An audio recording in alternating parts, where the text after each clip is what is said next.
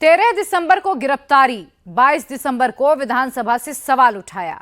CM ने भगदड़ के लिए अल्लू अर्जुन को जिम्मेदार ठहराया और अब 3.5 घंटे पूछताछ। आखिर पुष्पा फेम अल्लू अर्जुन तेलंगाना सरकार के टारगेट पर क्यों हैं? अल्लू अर्जुन ने ऐसा क्या कह दिया जिससे सीएम रेवंत रेड्डी ने इसको मुद्दा बना लिया? पुष्पा और सीएम के झगड़े की जो पूरी कहानी है, यहां समझिए। क्या रेवंत रेड्डी पुष्पा से पर्सनल रिवेंज ले रहे हैं?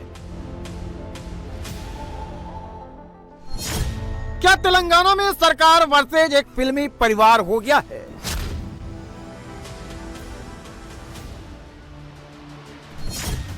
तेलंगाना के सीएम के टारगेट पर टॉलीवुड सितारे क्यों हैं?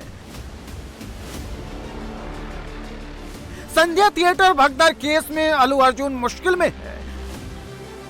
पुलिस लगातार उनसे पूछताछ कर रही है। मंगलवार को भी 3.5 घंटे तक अल्लू अर्जुन से सवाल पूछे गए। उनके जवाब को पुलिस ने रिकॉर्ड भी किया। सूत्रों के मुताबिक पुलिस ने पूछा कि आपको पता नहीं था कि थिएटर में किसी महिला की मौत हो गई है? आपने मीडिया से ये क्यों कहा कि आपको अगले दिन इसके बारे में पता चला? 9:30 पर थिएटर से बाहर आने के बाद क्या क्या हुआ? हैदराबाद पुलिस ने अल्लू अर्जुन को वो 10 मिनट का वीडियो भी दिखाया जिसे कमिश्नर ने जारी किया था। इस आधार पर अल्लू अर्जुन से सवाल पूछे गए। मैं आपको बता दूं, ये आरटीसी क्रॉस रोड है और इसके चारों तरफ जो है थिएटर्स हैं। हम बात करते हैं तो करीब 8 से 10 थिएटर ये चौरस्ते में ही हैं और उनमें से एक संध्या थिएटर है। ये वही संध्या थिएटर है जहां पर जो है पूरा घटना हुआ था और यहीं पर जो है प्रीमियर शो जो वो चल रहा था उस वक्त में, और क्या कुछ हुआ ये भी हम आपको बताने की कोशिश करेंगे। क्योंकि अब पुलिस जो पूछताछ कर रही है, जो क्वेश्चनेयर जो दिया गया है अल्लू अर्जुन को, उसमें जाहिर तौर पर वो वीडियोस भी ज़रूर शामिल हुई होंगी जिसके बारे में सीपी ने रिलीज़ करते हुए कहा था कि दरअसल ऐसा हुआ था उस रात को, और जो बात कह रहे हैं अल्लू अर्जुन की पुलिस उनके पास गया ही नहीं था, ये गलत है। वो बात उन्होंने वीडियोज़ के ज़रिए बताने की कोशिश की। सबसे पहले ये जो एंट्रेंस का इलाका है, वो जो वीडियो रिलीज़ किया गया है उसमें से एक वीडियो जो है वो इस जगह का है। ये वो जगह है जहां पर जो है उस वक्त जो मृतक रेवती है वो और उसका बेटा यहाँ पर खड़े हुए थे। ठीक इस दीवार से लगकर वो उस वक्त खड़े थे और धक्का मुक्की हो रही थी, और ये जो गेट है इसे दबाकर बंद करने की कोशिश पुलिस कर रही थी लगातार, क्योंकि चारों तरफ के जितने भी थिएटर में जो मूवी देखने के लिए आए थे वो सभी अल्लू अर्जुन को देखने के लिए इस जगह पर पहुंच गए थे। आप ये देख सकते हैं कि जिस तरीके से यह गेट तक टूटी हुई है, ये उसी दिन का वाकया है जब ये हुआ था, भगदड़ हुई थी और यहीं से जो है अंदर गए थे। ये वीडियो 4 दिसंबर 2024 का है, यानी उस दिन का जब संध्या थिएटर में मची भगदड़ में एक महिला की मौत हो गई थी। इस सीसीटीवी फुटेज के जरिए पुलिस ये बताने की कोशिश कर रही है कि अल्लू अर्जुन रात करीब 9:30 बजे संध्या थिएटर आए। उसी समय भगदड़ में महिला की मौत हुई, लेकिन इसके बावजूद वो करीब 2 घंटे तक थिएटर में रहे।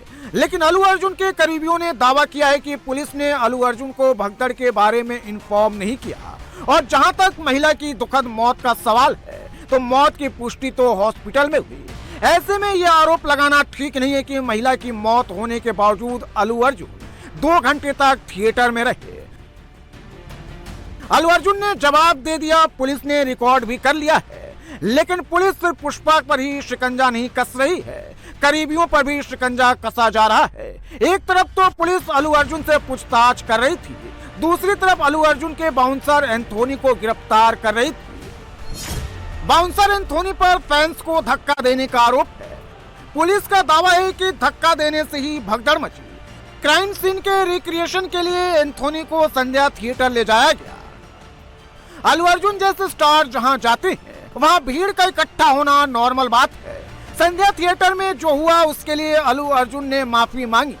पहले भी ऐसे केस हुए हैं, लेकिन जिस तरह से हैदराबाद पुलिस एक्शन ले रही है उस पर भी सवाल उठ रहे हैं।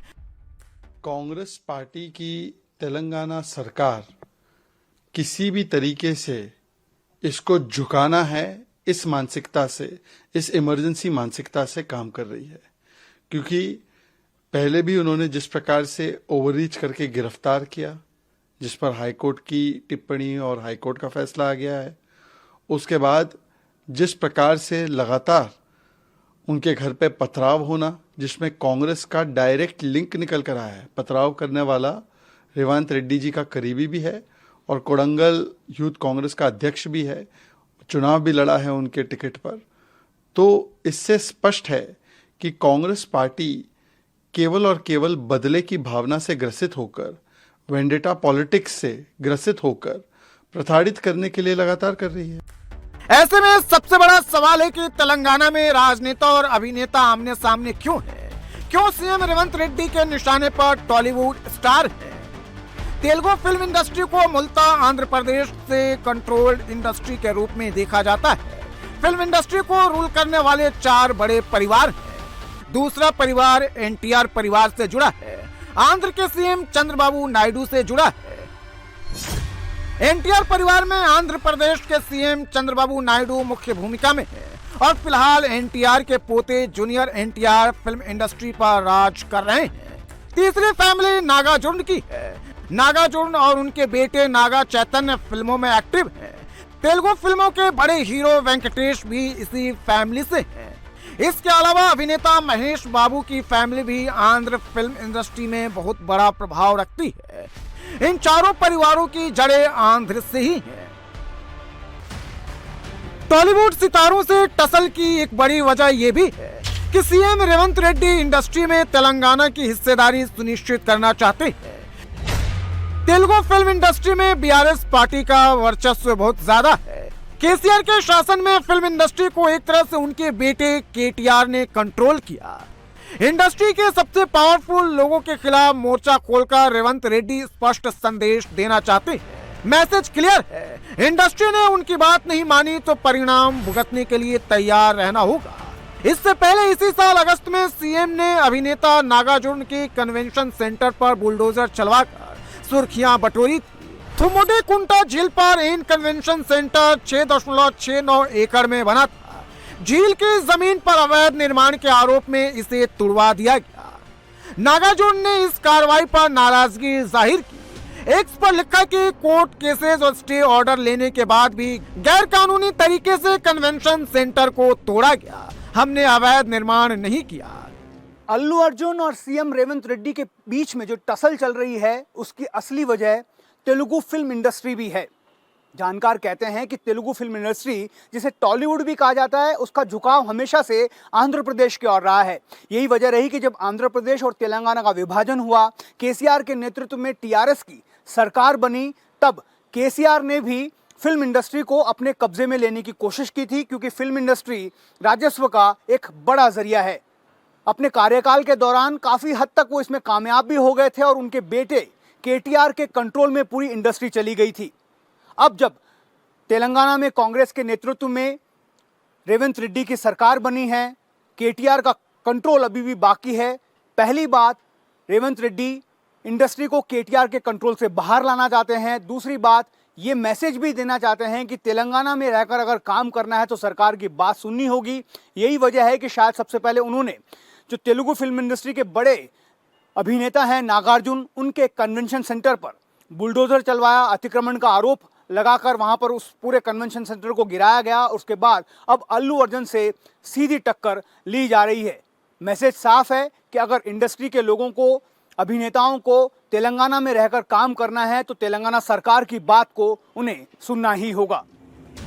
सीएम रेवंत रेड्डी की मंशा साफ है, ऐसा करने से बीआरएस पार्टी की पकड़ इंडस्ट्री पर कमजोर होगी और बीआरएस पर इसका आर्थिक असर भी पड़ेगा। साथ ही अल्लू अर्जुन और नागार्जुन मसले को अमीर बनाम गरीब बनाकर यह मैसेज भी दिया है कि कानून से बढ़कर कोई नहीं है। इस दांव से रेड्डी ने तेलंगाना के वोटर्स को भावनात्मक रूप से अपने साथ जोड़ा है और अपनी छवि को और मजबूत करने का काम किया है। दरअसल हाल ही में ऐसी चीजें हुई जिससे सीएम रेवंत रेड्डी और अल्लू अर्जुन के रिश्तों में कड़वाहट घुलती चली गई। पुष्पा 2 मूवी से जुड़े एक इवेंट के दौरान अल्लू अर्जुन रेवंत रेड्डी का नाम तक भूल गए। इसके बाद पानी पिया तब जाकर उनका नाम लिया। I'd like to thank the government of Telangana for giving us a special prize. ఇవాళ ఫిల్మ్ ఇండస్ట్రీ ఇంత సపోర్ట్ చేసినందుకు ముఖ్యమంత్రి గవర్నర్ ముఖ్యమంత్రి इसके अलावा दूसरी कई घटनाओं ने भी सीएम और अल्लू अर्जुन के बीच दूरियां बढ़ाने का काम किया। इस नाराजगी को दूर करने के लिए परिवार के स्तर पर भी कोशिश हुई, लेकिन तनातनी कम होने की बजाय और बढ़ गई। सीएम रेवंत रेड्डी के करीबी लोग ये बताते हैं कि निजी नाराजगी भी दोनों के बीच में एक मनमुटाव की बड़ी वजह बनी। सबसे पहले ये बताया गया कि अल्लू अर्जुन ने एक पार्टी में जहां पर कई सारे वीआईपी लोग मौजूद थे, वहां पर सीएम रेवंत रेड्डी के खिलाफ कुछ अपमानजनक शब्दों का इस्तेमाल किया, जिसकी सूचना इंटेलिजेंस के जरिए रेवंत रेड्डी तक पहुंची। ये भी कहा गया कि जो पुष्पा 2 का प्रीमियर होना था, उस वक्त film production unit, producer, director ये चाहते थे कि चीफ गेस्ट के तौर पर रेवंत रेड्डी को आमंत्रित किया जाए, लेकिन अल्लू अर्जुन ने इससे मना कर दिया।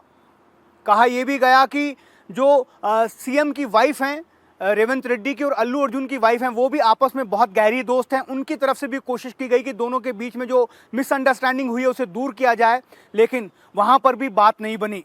सीएम रेवंत रेड्डी को खटकने लगी और जैसे ही संध्या थिएटर भगदड़ का मामला हुआ, रेवंत रेड्डी को एक मौका मिला जिससे वो ये संदेश दे सकें अल्लू अर्जुन को कि किस तरह से उन्हें एक राज्य के मुखिया का सम्मान करना चाहिए। ऐसा लगता है कि ये दोनों के बीच एक निजी लड़ाई का भी मामला बन गया है।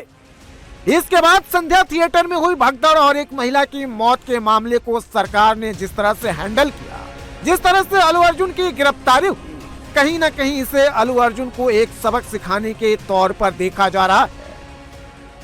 एक तरफ हैदराबाद पुलिस संध्या थिएटर मामले में तेजी से जांच कर रही है, एक्शन पर एक्शन ले रही है, तो दूसरी तरफ सीएम रेवंत रेड्डी और अल्लू अर्जुन के बीच छिड़ी तनातनी को खत्म करने की कवायद भी चल रही है। बताया जा रहा है कि सीएम रेवंत रेड्डी ने अल्लू अर्जुन के पास मैसेज भिजवाया है। सूत्रों के मुताबिक सीएम ने पीड़ित परिवार की मदद के लिए ट्रस्ट बनाने का फॉर्मूला दिया है, जिसके जरिए 2 करोड़ रुपए जुटाने का प्रस्ताव है, जिसका नाम श्री तेजा ट्रस्ट रखा जाएगा, जिसमें 1 करोड़ रुपए एक्टर अल्लू अर्जुन देंगे, जबकि डायरेक्टर सुकुमार 50 लाख रुपए और प्रोड्यूसर मैत्री मूवीज 50 लाख रुपए का कंट्रीब्यूशन देगा।